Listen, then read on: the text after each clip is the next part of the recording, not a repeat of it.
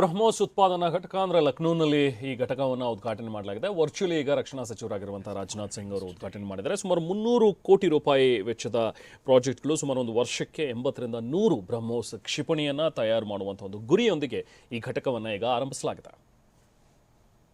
Across the spectrum warfare dimensions of modern times. The West कहा जाएगा. इसी प्रकार डिफेंस इंडस्ट्रियल कॉरिडोर के सभी नोड्स को डेवलप करने के लिए हम पूरी तरह से कमिटेड हैं. मुझे यह भी बतलाया गया है कि अभी उत्तर प्रदेश डिफेंस कॉरिडोर में aircraft manufacturing, UAV, drones, ammunitions, composite and critical materials, small arms, textile तथा पैरासूट आदि में मेजर इन्वेस्टमेंट किए गए हैं. एक अच्छी बात यह है कि इस डिफेंस कॉरिडोर में हमें पब्लिक सेक्टर और प्राइवेट सेक्टर दोनों की ही बड़ी अहम भागीदारी दिखाई दे रही है. साथियों, जब मैं प्राइवेट सेक्टर की भागीदारी की बात कर रहा हूं तो मुझे यह बताते हुए बड़ी खुशी हो रही है कि लखनऊ में ही पीटीसी इंडस्ट्रीज लिमिटेड द्वारा titanium and super alloy material plants की शुरुआत की जा रही है.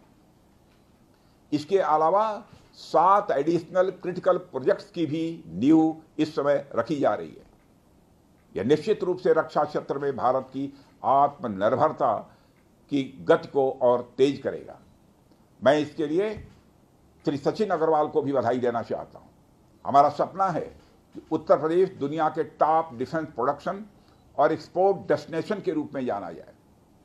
आज जो ब्रह्मोस फैसिलिटी शुरू हो रही है, मैं समझता हूं वह यूपी डिफेंस कॉरिडोर का एक गौरव होगा. यह सिर्फ उत्तर प्रदेश का ही नहीं बल्कि देश का सबसे बड़ा BrahMos integration and testing facility centre है. यह रक्षा क्षेत्र में भारत की आत्मनिर्भरता के प्रयास को भी मजबूती प्रदान करेगा.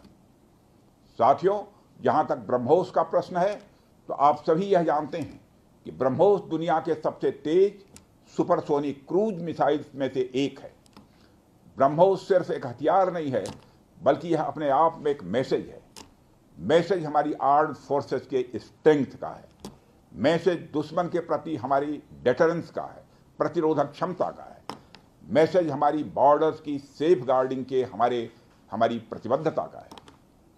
साथियों, पोखरण परमाणु परीक्षण में महत्वपूर्ण योगदान देने वाले मिसाइल मैन और हमारे पूर्व राष्ट्रपति डॉक्टर APJ अब्दुल कलाम ने यह कहा भी था कि unless India stands up to the world, no one will respect us in this world.